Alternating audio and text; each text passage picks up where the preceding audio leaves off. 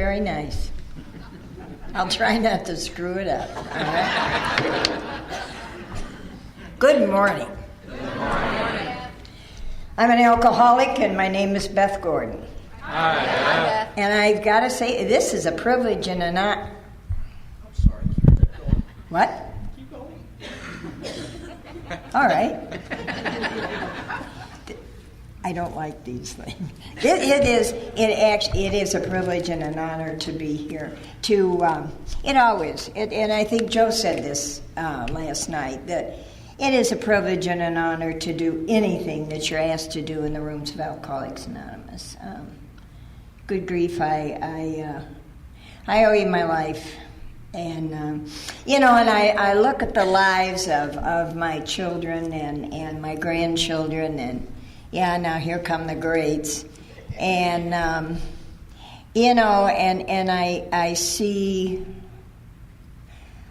so much of Alcoholics Anonymous in their lives. Are they alcoholics? No. I just have one grandson that is in the rooms of Alcoholics Anonymous. But everybody, it is just an amazing thing to see, and it's very, very difficult for me to explain it. But I thank God for Alcoholics Anonymous. I think this is a wonderful conference. You really have kicked it off well, and you are, it's going to be amazing what's going to happen here over the years. I mean, to have this many people at your first one is amazing within itself. And that, too, is a great honor and a privilege to be able to share in the first. And Joe was saying that, too, last night. And another honor and privilege for me is I'm speaking with people that I know. And that especially two of them have become very dear, close friends of mine. I mean, my favorite Al-Anon is going to be speaking. And I don't say that to hurt anybody's feelings. That's just how she is. And it is just the whole weekend. I thank you so much for including me in this. And I can't say enough about Barbara. I got cards from her over the year. I got phone calls. I got this. I got that. And I felt like I knew her. And that was important to me, Barb. And it really was. You are quite a gal. Quite a gal. And I thank God for you, too. New friend. Love it. Love it. So, now, down to the brass tacks.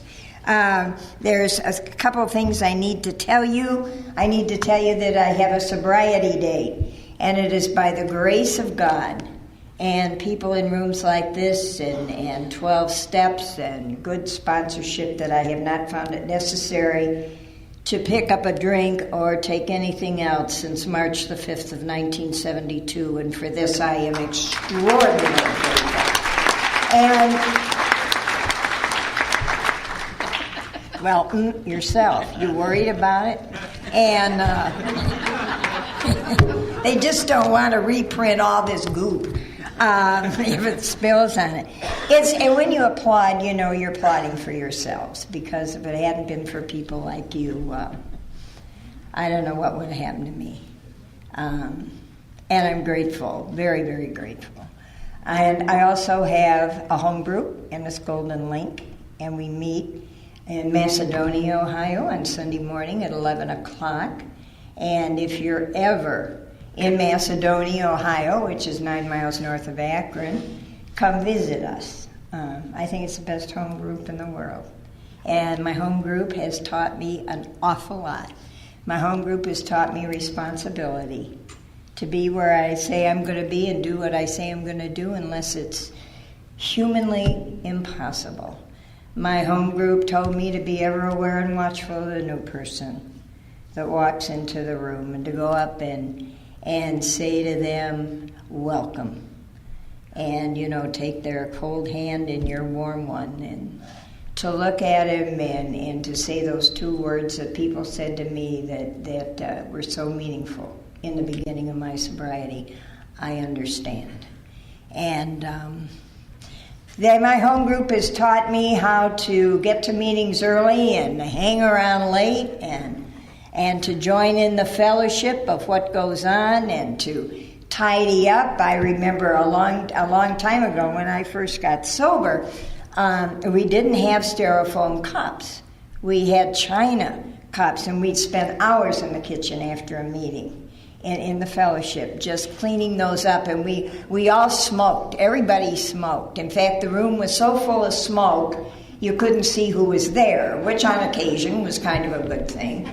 And we used to spend hours doing the ashtrays and things like that. And I just love my home group. And to stay actively involved in my home group is very, very important to me. Yes, I miss it on Sundays when I am out of town. And I think that's why I have been doing literature for the last 30 years for my home group. They call it my penance. So I love them dearly, and do come visit us. And I also have a sponsor. And my sponsor has 47 years of uninterrupted sobriety. And I love her dearly. She's tough stuff.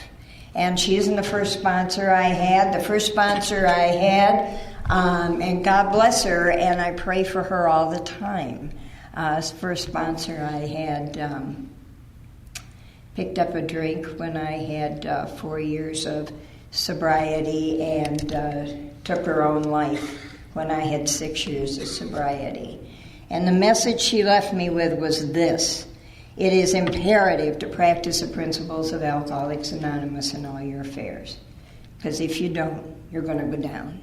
And I thank God for her, though, that she was there in the beginning and guided me to build the program of recovery on concrete and not on shifting sand. I immediately got another sponsor and had Miriam until she passed away with umpty years of sobriety. And then I immediately got another sponsor. You told me I shouldn't be without one. And I can see why today. And because, people say, why do you need a sponsor? You have 37 years of sobriety. I'll tell you, that's when you need one more than you've ever needed one in your life. And because I have a thinking problem. I don't know about you, but I've got this committee that resides in my head. And every year I'm sober, I get one more committee member up there. It's getting a little... And they'll say things to me like, oh, you don't need to go to another meeting of Alcoholics Anonymous. Oh, you're just fine. Why do you have to work on the 10th step? You're perfect. Nothing is the matter with you. And it'll go on and on and on. And if I let it take hold, I'm going to be in trouble. But with a sponsor, I can get to a phone. With a sponsor, she can point out my defects of character so that I'm continually working the steps of Alcoholics Anonymous, and I continue to work the steps with her. And the next sponsors that I had moved to Tucson, Arizona, and they love it out there. And they call up when the snow is falling and it's 20 below in Cleveland, and they'll say, why don't you come live out here? I know. So, and then when they moved, I immediately got another one, and I see her at least 4 times a week at meetings of Alcoholics Anonymous and keep in constant contact with her. And this is what I have to do, on this journey. And Joe was talking about the journey last night, how we schlep along on the road of happy destiny. I love that. I got laughing about that last night. Our trudging on the road of happy destiny, and it's really been a journey. And you told me, that it was going to be a journey. You said to me that, yeah, this whole thing is like a journey, like maybe getting on the choo-choo train, and you look out the window, and sometimes you see really nice stuff out there that makes you feel all good on the inside. The flowers are blowing, and the sky is blue, and the clouds are white, and stuff just makes you feel good on the inside. But if you stay on the journey long enough, you get to the point where you're going to go through some dark areas, and it's not going to make you feel real good. and the thing that I was told was, and this is what we're all about. If you stay in the rooms of Alcoholics Anonymous, what we'll teach you is how to get through stuff so you see a ray of sunshine coming through any dark cloud. And we will teach you that there is no reason in the world to pick up a drink if you're working the program of recovery on a daily basis and you have us to help you with it. I just love that, and I remember that to this day. And I used to think I can't wait till I get it made, till I know everything, till I know all about the 12 steps, till I know all there is about Alcoholics Anonymous. And my sponsor just laughed at me and she said, you'll never know it all. You never get there. And I said, the day I die, I'll get there. And she said, let me tell you something about the day you die, Toots. The day you die, you go to the big meeting in the sky, and when you walk through the doors, you're going in as a new person, and you're starting all over again. So forget that one. So I can't put anything over on her. But anyway, it's been quite a journey, and it says to tell in a general way, what it was like and what happened. I loved that last night, Joe, about what happened.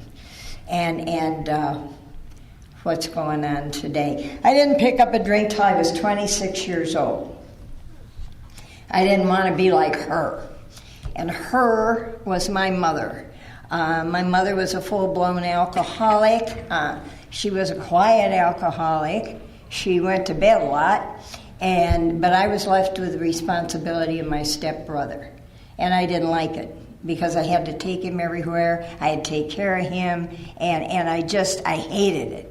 And, when I came to Alcoholics Anonymous, what you told to me was this. Resentment rots the pot it's in, so you better do something about it. And what we want you to do is think about all the positive stuff that maybe your mother did for you. So I went home and along the line, I'm starting to think. And I remembered that, when my mother was 3 months pregnant with me, my first father was murdered in a speakeasy at the age of 24 on Thanksgiving Day of 1930.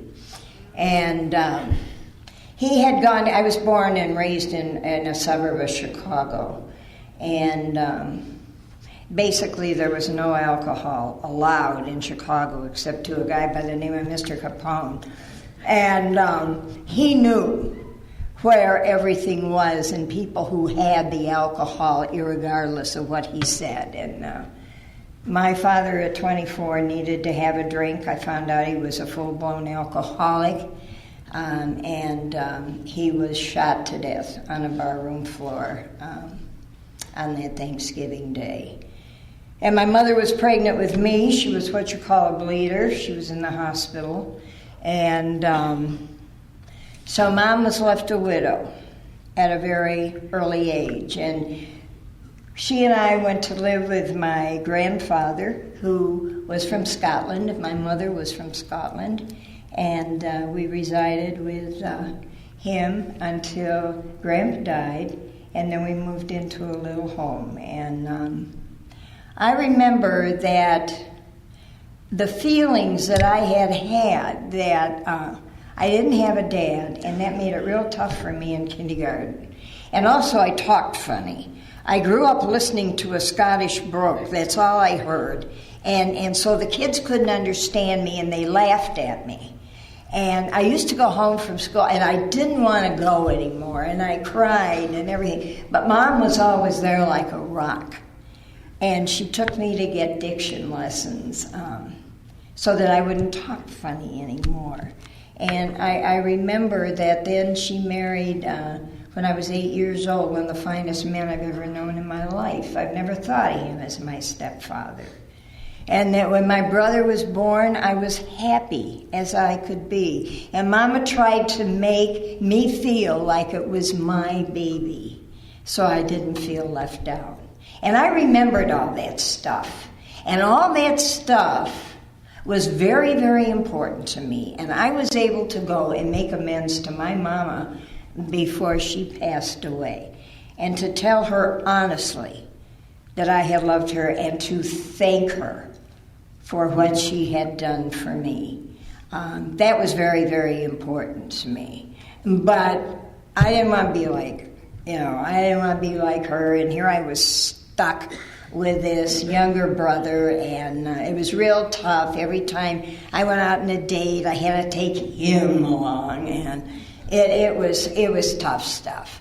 So I built up this resentment, and I built up an attitude back there that stayed with me all the time. I didn't like anybody. I didn't trust anybody. I was selfish. I was self-centered. I wanted to do what I wanted to do when I wanted to do it. And all this went on before I picked up a drink. And when Prince Charming came driving along in his 1955 Ford, I hopped in it and we went off into the sunshine. And I knew I was going to have everything I wanted finally, because I was getting married, and that's the way it was, I thought. Which was not right, because marriage is a givey thing, and I didn't know how to give. I didn't want to give. I wanted to take. I was selfish. I was self-centered. And here I was married to a wonderful, wonderful human being, and I started building up another resentment against him. And when my first daughter was born, a year after we were married, I didn't like being a mother either. Because I had to do what I had to do when I had to do it, and I didn't want it that way. And what's so funny about that is when I was a little girl running in the sunshine chasing butterflies, all I'd ever wanted to be was a good wife and a good mother. And now I had it, and now I didn't want it anymore. And so we were at a party, and somebody said to me, you're always so uptight. You're always so tense. You're always look so cross. You never smile. He said, here, why don't you have a drink? And I picked that sucker up. It was a Manhattan on the rocks with a bunch of garbage, and I threw it down. And I don't need to tell you what happened to me. I started to smile. I came in from out there. I could talk to you about anything, from how you raise your children, to fixing a toilet, to doing out a sewer, to taking a sink apart, to doing this, to doing that. I knew everything, and I had found the magic I had been looking for. And I think what put the frosting on the cake was when I went to the bathroom and I washed my hands and I looked in the mirror and I saw Elizabeth Taylor as she once looked, looking back at me, and I thought, I got it made. This is the deal. Reality shot out the window right away. And from that point on, I drank, I got drunk, and I got into a lot of trouble. A lot of trouble. Not right away, because it doesn't work that way. Alcohol is cunning, it's baffling, and it's powerful. And it waits. It just waits. And it started, I loved Scotch. Loved it. And used to go, we had back then, in the olden days, as my grandchildren. I have one of my grandsons, I have 12 grandchildren and 3 great-grandchildren. And my daughter-in-law called me up, and she said, Mom, Joshua, who is 7, went to school. And the teacher was talking to him about Indians. And she said, you'll love this one. She said, did you ever see an Indian? And Joshua raised his hand. He said, no, but my grandma, I bet, did. And he said, I'm going to go home and ask Grandma. I bet Grandma knew Sitting Bull.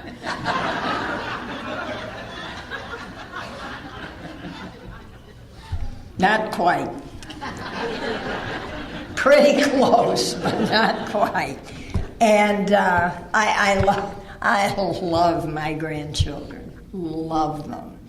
But anyway, so we had state liquor stores.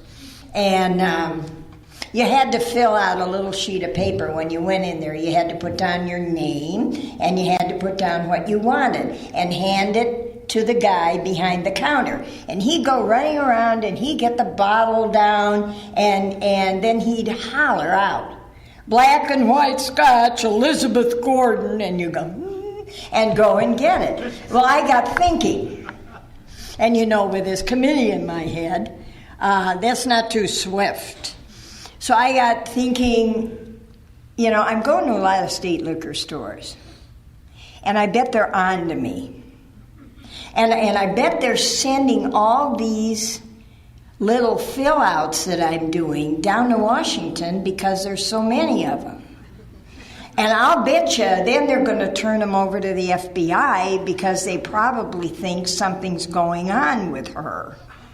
And they're going to come looking for me. I mean, this is how my thinking was. When I got sober, my sponsors said, "Don't think. That's the worst thing you can do." And I cut myself shaving. I was shaving my legs, of course. And, you slap toilet paper on it. And then I went to bed, and I thought, my goodness, it's getting soggy. Maybe it's bleeding. Maybe I cut myself worse than I thought. Maybe I ought to get up and put Neurosporin on it. Maybe I have to go get stitches. I'll tell you, within 10 minutes, I had my leg amputated. That's how this goes. And back then it was worse. So I switched. I switched to wine. And I loved wine. It was like rocket juice. You could get it anywhere you wanted, and I loved it. I loved all that stuff, the good stuff, Muscatel and Italian Swiss Colony Sherry. And the guy on the next street made Mad Dog, and I loved that because it had crunchy stuff on the bottom. I felt like I was getting my vitamins.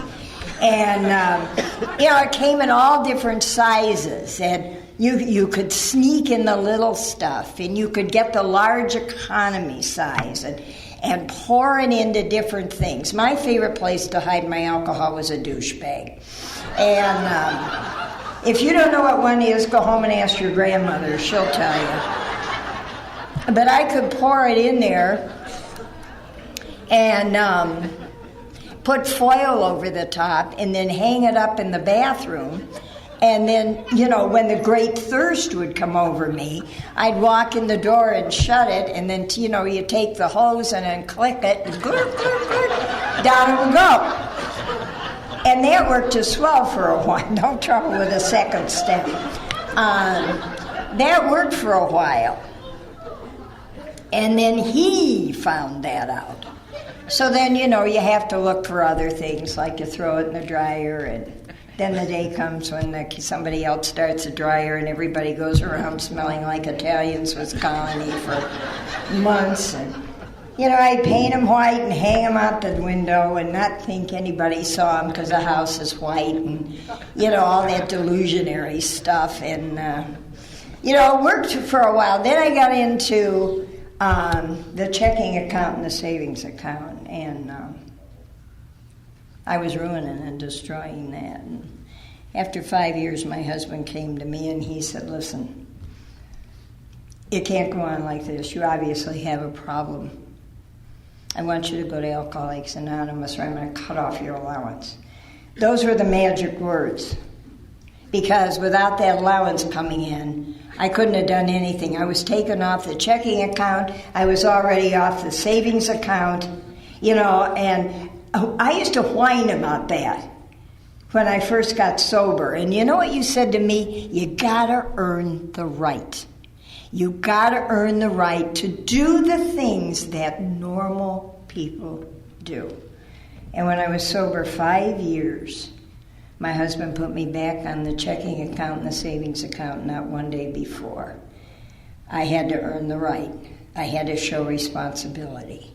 And but back then, no. And I knew if I didn't have allowance coming in, I was going to be in a heap of trouble. So I said I'd go, and I went around Alcoholics Anonymous for the first of 3 times. And if you're new, please listen.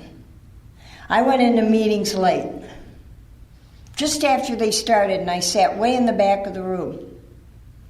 And I heard what you said. I heard about your job losses, your family losses. I heard about your divorces. I heard about your DWIs or your DUIs, all that kind of stuff. But see, that hadn't happened to me yet. And I think yet is a terribly important word in these rooms. Because if you go out and do what you did, you're going to get what you got in spades. I have never seen it fail in 37 years. Never seen it fail. This is a gift. And I'm sure the givey of the gift gets a little tired after a while. It's something I don't want to play with. But anyway, and then as you rose to say the Lord's Prayer, I'd leave. One woman got my phone number, and she was sorry she did. And, and I just lasted maybe a couple of meetings. And then a couple of years later, the social service workers came into the house. My children were going to school not dressed properly. The neighbors had noticed that it seemed like my oldest daughter was taking more and more charge of things.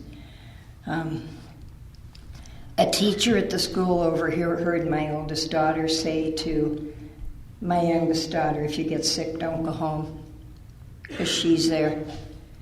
And they had reported me. I didn't want to lose my children. I didn't. Now, my husband was a sales engineer, and he traveled. He had a lot of the territory in Ohio. I asked him when I got sober, I said, how did you feel, Bruce? I mean, you'd go on your on your business trips, and we'd be at home. He said to me, and Bruce stood over 6 feet tall, and he had shoulders like the Rocky Mountains, and he was a man's man. Good bowler, good golfer, good all-around guy. And I remember him looking at me and saying, I never knew what fear was until alcoholism hit our home and turned it into a house. He said, I never had been afraid in my life. And he said, Beth, I used to sit out there in that driveway, and I knew that I had to go to work, that I had the responsibility of getting food on the table, that I had the responsibility of watching out for my children, of paying a mortgage, of doing all that. And he said, and down in the pit of my stomach was this horrible feeling of terror. He said, I can't explain it to you. It was absolutely horrific. And I used to sit out there and I used to pray, what should I do? What should I do? And he said, I always did what I had to do. I always backed that car out and I went to work. And he said, I want to tell you, I'd call the kids to check up on them. And he said, I knew by the way they were talking that you were standing right there. And he said, I never felt so powerless in my life. There wasn't a thing in the world I could do. And I didn't understand. He said, I had no one to talk to, no one to share this with. And God bless him. Just God bless him. I went around to Alcoholics Anonymous. I didn't want to lose my kids. I went to one meeting a week. I'll tell you, today I cannot go to one meeting a week. I don't know what you do. I don't know what you can do. And I'm not telling you what you should do. I'm only saying what I've got to do. And I have got to go to a minimum of 3 meetings a week. I have to keep the committee in line. And anyway, I love to go to meetings of Alcoholics Anonymous. And I usually end up going to 4 or 5. Really love it. Really love it. But back then, I didn't. And fiddled around again. And 4 years after that, a judge looked at me over a thing like this. And he said 90 days in the workhouse or you're going to Alcoholics Anonymous. I didn't want to go to the workhouse. They had striped suits back then, and I didn't like the way I looked in stripes. So I said, I'll go to AA. I was on my 9th DUI. I was up on an assault and battery charge. I had had an altercation with the Summit County Sheriff, and he had wanted to take me home, and I didn't want him to. I thought, what will the neighbors think? So I got mad at him, and I picked up a wine bottle out of the car and bopped him over the head with it. And he got 24 stitches, and I had my numbers taken, my picture taken with some numbers under my chin. And I was in trouble. So I said, I'll go to Alcoholics Anonymous, Your Honor. So I didn't play the same game, and I'll tell you, the next 4 years were hell. You know, this is absolutely a family disease.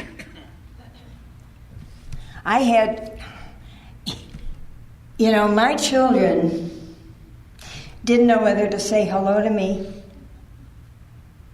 They didn't know whether to say goodbye to me. My husband said, they said, we'd like Mama to see our schoolwork. They couldn't show Mama their schoolwork. They were terrified Mama would tear up their schoolwork or chastise them. And I had smart kids that were trying to make do in school in spite of what was going on at home. And I want to tell you the fear that those kids left with every morning. A daughter that got up and tried to make these kids their breakfast, tried to pack lunches because I was too busy drinking. It was a nightmare for them. And one day I was looking out the second-story window and at the bus stop, and I saw, here were the neighbor ladies, and their hair was shining, and they were laughing. And they were holding on to the hands of their children. And my children were standing over there. Nobody wants their kids to play with the children of an alcoholic. Because if you invite them anywhere, she might come. And she had come. She had gone into parties they were invited to. She had gone into Chuck E. Cheese when they were invited to be there. She had gone into school and pulled fits. She had just destroyed the lives of 4 little people. They didn't have any friends left because people are terrified to let their kids close to the children of an alcoholic.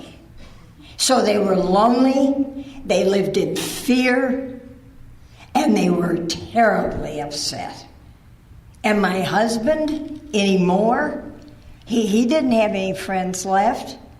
He didn't go, they didn't tell him about the bowling league anymore. They didn't tell him about the golfing league. They didn't ask him to go places because they were afraid that she would show up. And she had.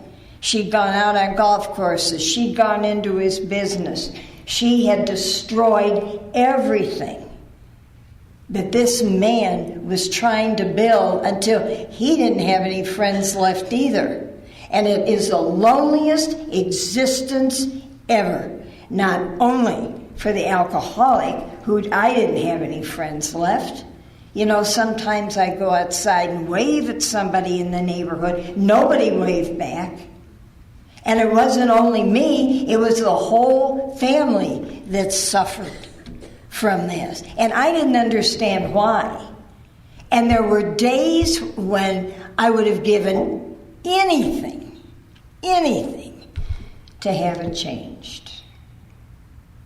And the pain hurt so badly when I'd see the loneliness and frustration in those faces that all I knew how to handle the pain was to drink more. And on March the 4th of 1972, sitting at a kitchen table, I watched my family go to church. I'd finished everything there was to drink in the house by 9 o'clock that morning. And it was the first time I didn't have that god-awful feeling down here, that if I don't have a drink, I don't know what's going to happen to me. And I sat there and I watched my children and my husband go to work. Nobody said goodbye. On those faces, I saw the hell and damnation and horror that this disease puts on people that once loved you and you loved them. And when that door shut, I knew something. That all those looks, all those things I had seen was because I am an alcoholic and I wanted help. I wanted to live. You know, I knew I was dying. And it wasn't that I weighed like 62 pounds and my hair was coming out in sheets and all that kind of stuff. I knew I was dying. And I wanted to do something about it. I feel today, and have felt for a long, long time, that in a split second of time, that little part of me I call my soul, that hadn't been chewed alive by alcohol, opened up, and God zoomed in with a gift of sobriety. I didn't say God help me. I'd slammed the door on him a long time ago. But I do believe the gift was given. And I don't think it's going to be given again. And maybe that's why I stay in meeting rooms. Maybe that's why I keep doing the same thing I've been doing for 37 years. I don't want to take the chance. I heard somebody say in a meeting of Alcoholics Anonymous once, you know, we sit in these meeting rooms or we're with each other and we feel safe and we feel wonderful. And we laugh a lot, we cry, we blah, blah, blah. And all the time we're doing this, alcohol is out in the parking lot doing push-ups, just waiting. No, thank you. I went to the phone. I called my Aunt Jean in Chicago, who had 9 years of uninterrupted sobriety at that time. And I asked her the name. You know, I told her that I wanted help, that I am an alcoholic. And she asked me the name of an old-timer who had never given up hope on me. And his name is Jerry Jackson, and Jerry died with many years of sobriety. I had met Jerry early on in the 60s when I was attending meetings off in Alcoholics Anonymous. And Jerry had come over and met my family. And Jerry had given them hope. The same kind of hope we give to each other, you know, at a meeting. The same kind of hope we give to each other when we're having coffee with each other. That same kind of hope that, you know, we give to the new person when we take their cold hands in our warm one and we say, welcome. And we understand. And the hope that rings eternal throughout meeting rooms. You know, it's special. And that's what my family hung on to. You know, my Aunt Jean left me with a message. And the message she left me with was this. When my Aunt Jean was sober 20 years, she decided she didn't need to go to AA meetings anymore. And 6 months later, she picked up a drink. And 3 months after that, she died of internal hemorrhaging. It's there. It's waiting. But right then, there she was. And God bless her for being there. You know, Jerry said it isn't going to be easy, but nothing in life that's worthwhile is easy. But he said to me, I'll make you a promise.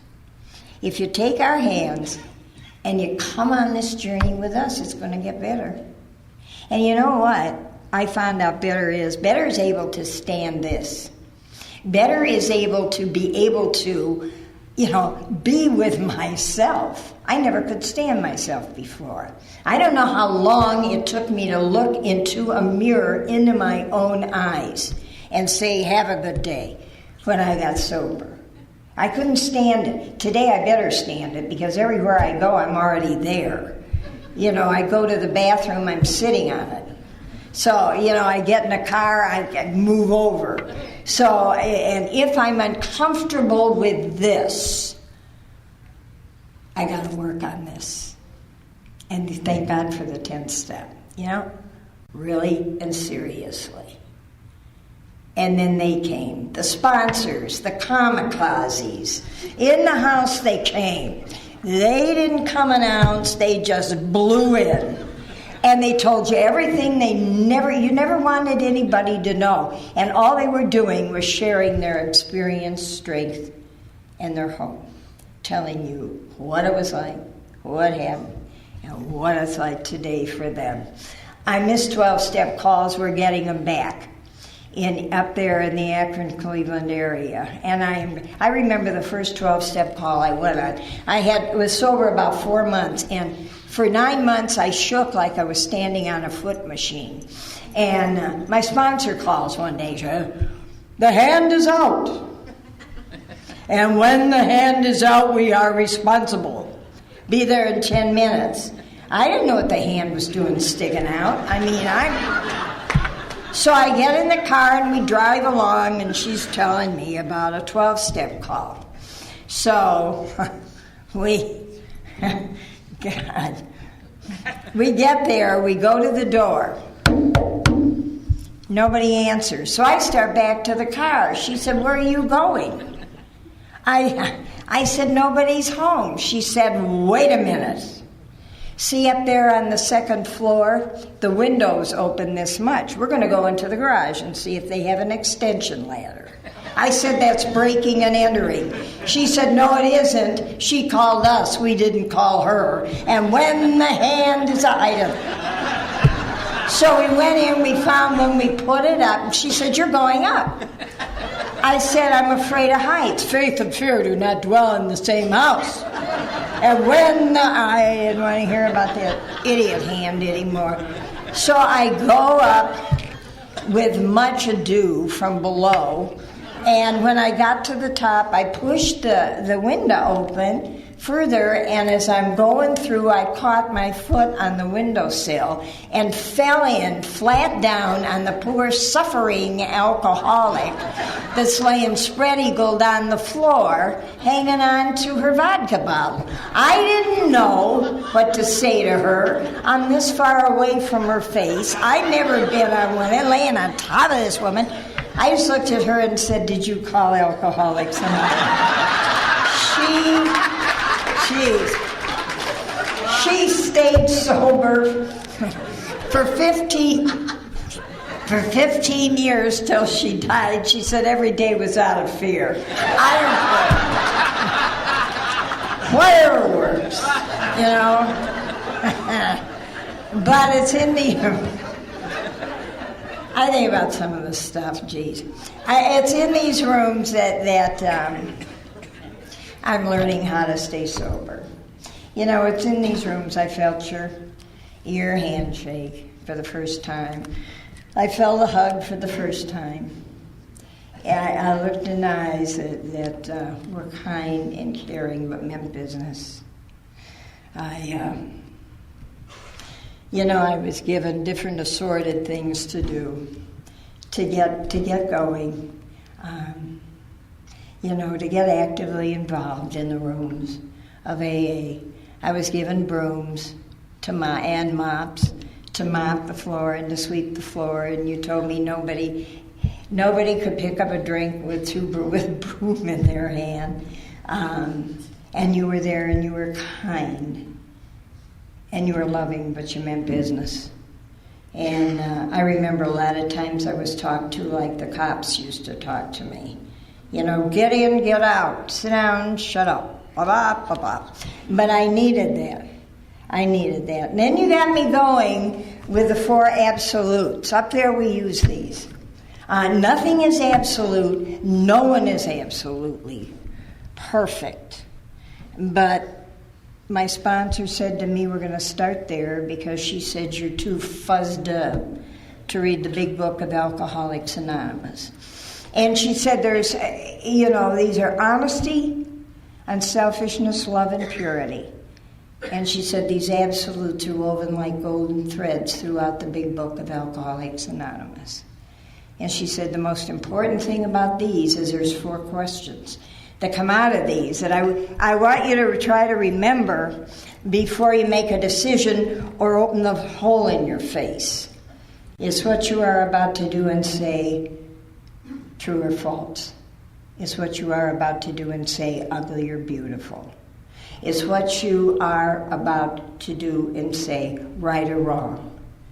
And most of all, how will it affect the other guy? Help you I will, hurt you I will not. It's just that simple. And then you got me going on the big book of Alcoholics Anonymous. And reading 2 pages a day out loud to get it in here, 2 here and down in here. And I still do that today. Read 2 pages a day out loud in the big book of Alcoholics Anonymous. And we have a 24-hour book up there, and I know it isn't conference approved, but we read it anyway. The thought for the day.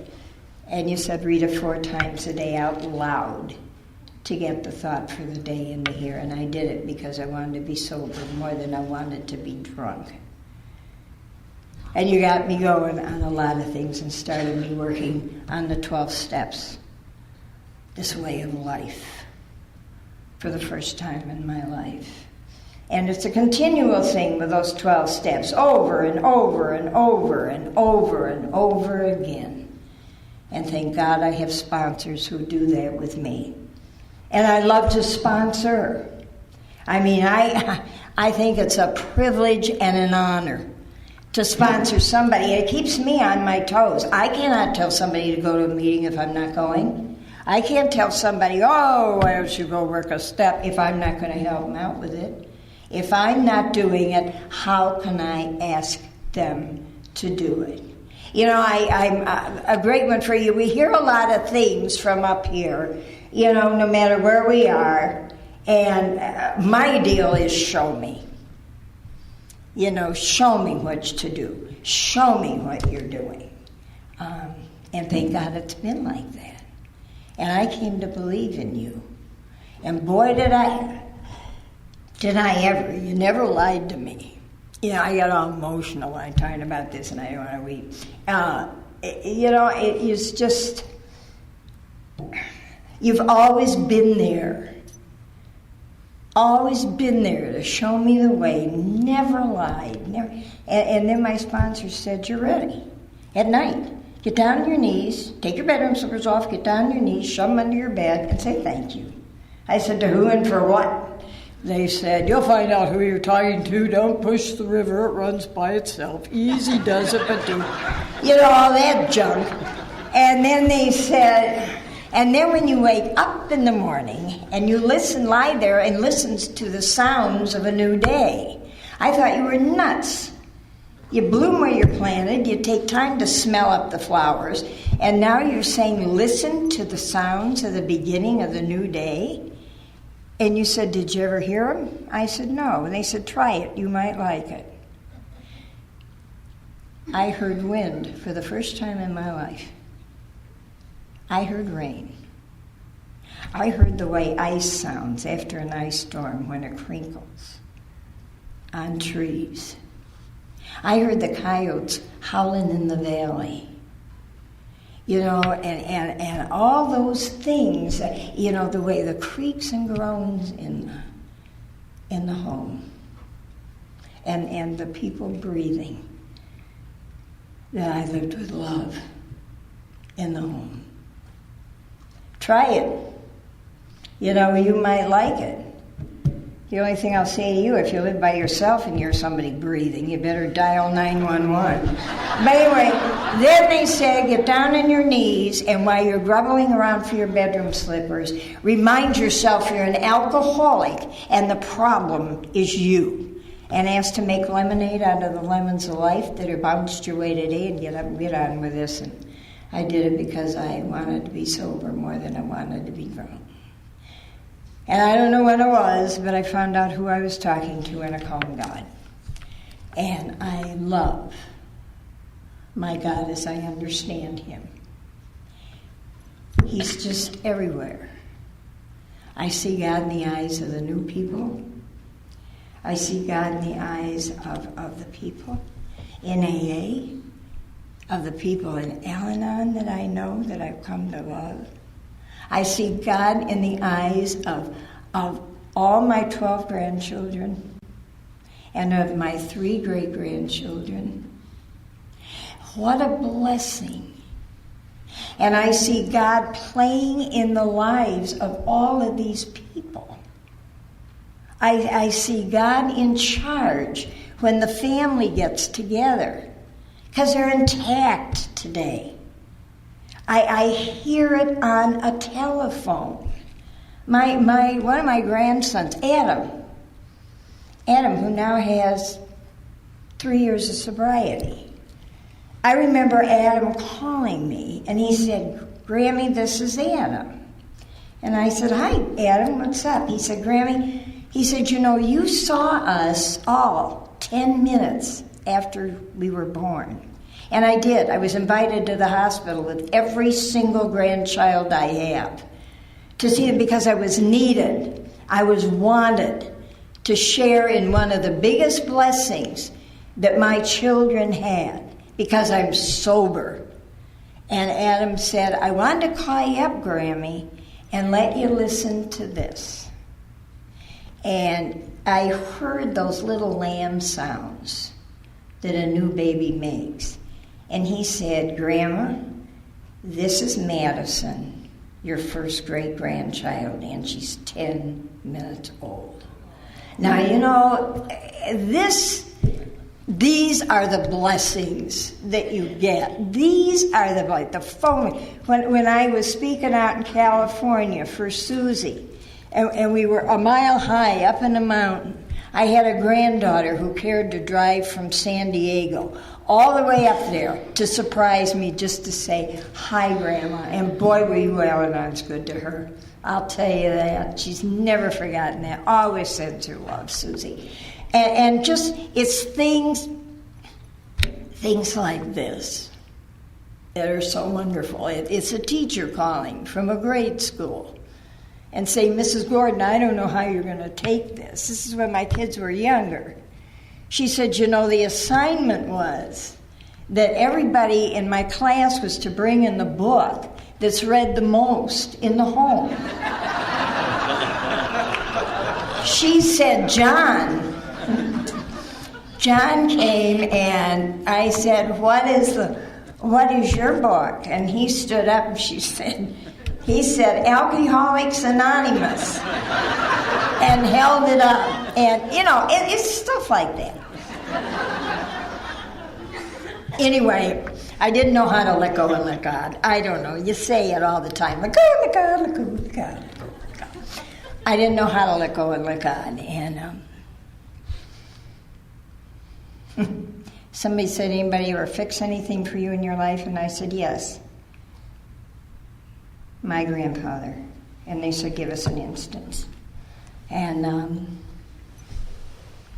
I remember I had a Raggedy doll I loved, and I used to have tea with my Raggedy underneath a cherry tree and just loved it. And the dog came along and grabbed her and tore everything out from her and tore up her arms, tore up her... She was in miserable condition, and picked the doll up, took it to my grandfather with all the parts and climbed up on his lap and said, "Grandpa, can you fix this?" And I remember those strong arms, and I remember those eyes looking into mine. He said, "I can't not fix her, Bethy, till you let go." And I released the doll. No questions, no telling him how to fix it. Just released her with all that love and respect and belief of a child. That blind faith of a child. And that's how I have to let go and let God today. Incidentally, Raggedy's sitting in my old high chair in my dining room. Still with all those great black stitches he put in her. This helped me terribly. when I did my first, fourth, and fifth step and had to come to grips with the fact that I am responsible because of my irresponsibility when I was drinking for the death of two of my children. A little girl that was a year and a half that had the measles that I did not watch. I was drunk all the time. And my daughter tried to tell me she was having convulsions. My daughter tried to tell me that she was turning blue. Annie did. And I didn't believe Ann. Because I was too busy drinking. And Annie ran next door and got the neighbors. And they came over and helped me. But the neurosurgeons from Rainbow Babies and Children's Hospital said Kimberly had suffered for very violent convulsions. And she lost a lot of oxygen to the brain, and she retrogressed back to be a 3-week-old baby, and she remained that way till she died when she was 9. We had to put her in a private home. My husband made it possible to go down there twice a week on his travels. He took the children down there as they came along so they'd know their sister. I never went down there. I never saw Kimberly sober. Never. And on the Good Friday when she died, and my husband went down to get her with the funeral director and brought her back, and he sat with her, and he and the children took charge, and I stayed locked up in my room with a bottle. That was tough stuff when I got sober. I also had a little boy that lived 8 days, and he died in 1970. He died of alcohol poisoning because his mother drank around the clock while she was carrying him. Always knowing everything was going to be all right. Well, it wasn't. You know what you said to me about forgiveness, and I thank God for you. You said to me, Beth, God knows everything that has gone on in your life. Everything. From the day you were born. And yet God, fully being aware of this, forgave you enough to hand you a gift of sobriety. And if God has forgiven you this much, who are you not to forgive yourself? And that's where it began. And it took weeks, it took months, it took years to come to grips with the fact that without alcohol in my life, I am the greatest mother, wife, grandmother, great-grandmother that ever walked the face of the earth. With alcohol, I am nothing. Nothing. Thank God for Alcoholics Anonymous.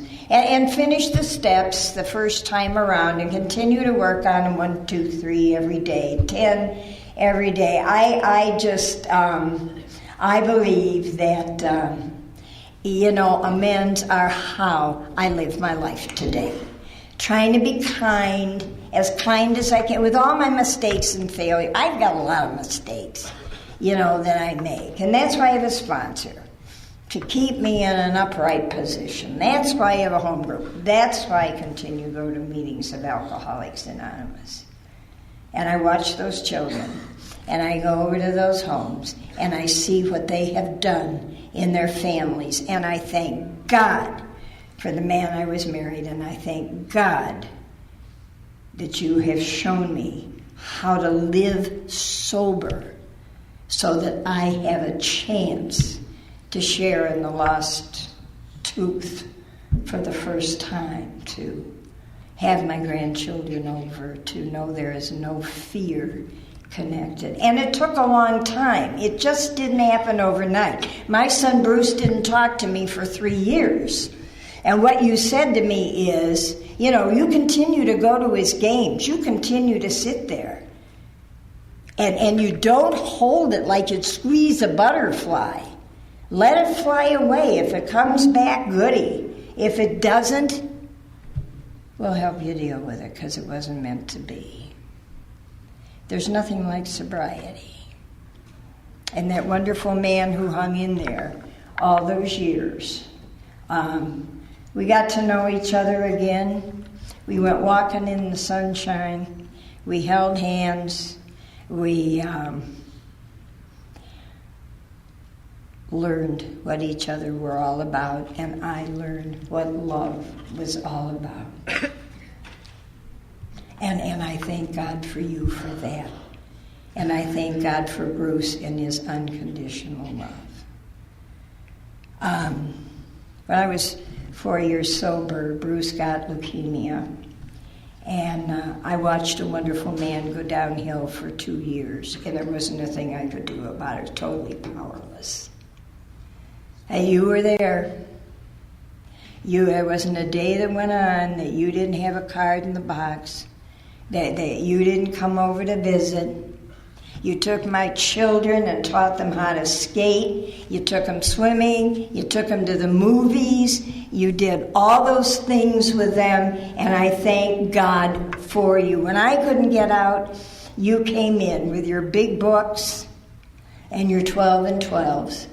When I needed to go someplace, you came over and sat. How wonderful. Bruce loved you. Absolutely loved you. And the night before he died, he said to me, "You want to dance?" Now, I had watched this man teach me how to live again along with you, and he taught me how to die. He never put his needs before any of ours. He never complained. We put a note on an old Sinatra record, and I held him close, and he said, "Bethy, I want to tell you something I never want you to forget, and I want you to pass it on. That not only did AA save your life, but it saved our lives too. And pretty soon I will be able to say thank you to the man who made it all possible." Letting go of him was the hardest thing I ever had to do in my life, but we all did it together, the children and I, and we tucked him in, and we kissed him goodnight, and we walked out of the room. And I didn't have to drink. I thank God for AA, for showing me and my family through 12 steps how to get through, those dark times, how to see a ray of sunshine coming through the clouds. And if you're new, all I can say to you is stay here. Don't even keep coming back. You give yourself the edge. Just stay here. And no matter how tough it gets, we'll help you sail through it. And you'll be able to see a ray of sunshine coming through the clouds. It's a wonderful way of life. Wonderful. It teaches you how to laugh. It teaches you how to cry. It teaches you how to feel all over again. Nothing like it in the world. I want to share one more thing with you real quick. And I didn't start until 25 after, and I'm going to finish 1 hour. So, we'll see how you do tonight. 9 years ago, I had surgery. I had to have the carotid artery bypassed in the heart. And after 5.5 hours, it all went well. They cut you up like a turkey for Thanksgiving and all that kind of jazz. And it went pretty well, and the kids hung in there through, in 3 hours I was in ICU, and they left. And as I understand it, all hell broke loose. Evidently, I hemorrhaged from the breastbone and lost 4.5 quarts of blood, which is probably about all I've got anyway. And they got me up to surgery in time. No blood pressure, no heartbeat, till the needle went in the chest. And then after 7.5 more hours of surgery, here it is again. During that time, a short time when nothing was working, when no blood pressure, the heart was, and the doctor said, we were ready to say you're gone. I went somewhere.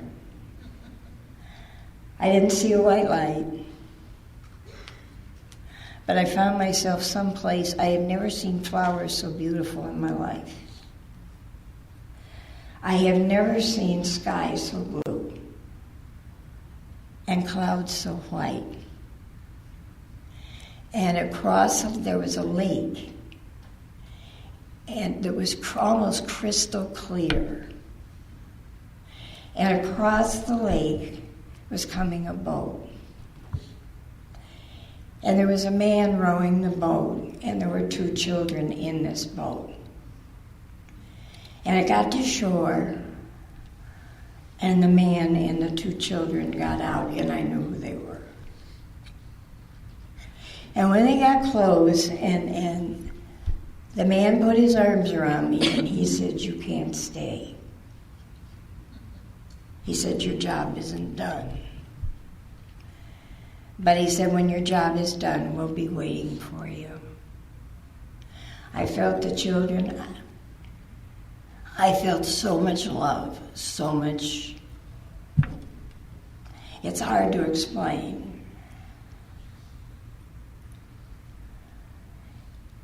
So I know something. I know forgiveness is there. I have never felt so forgiven, so loved, so full of serenity in my life. And I know something from that there's hope for everybody. And no matter how far down we have gone together, when we don't drink, we go to meetings, and above and beyond all, one drunk helps another drunk. All the peace, joy, happiness, and forgiveness is there for us. It's a wonderful way of life. And I thank God for every second that I have here. And now may the road rise to meet you, and the wind be always at your back, and the sun shine warm upon your face, and the rain fall soft upon your fields. And until we meet again, may God hold you in the palm of his hand in the nows of each day. Thank you. God bless you. Have a wonderful weekend.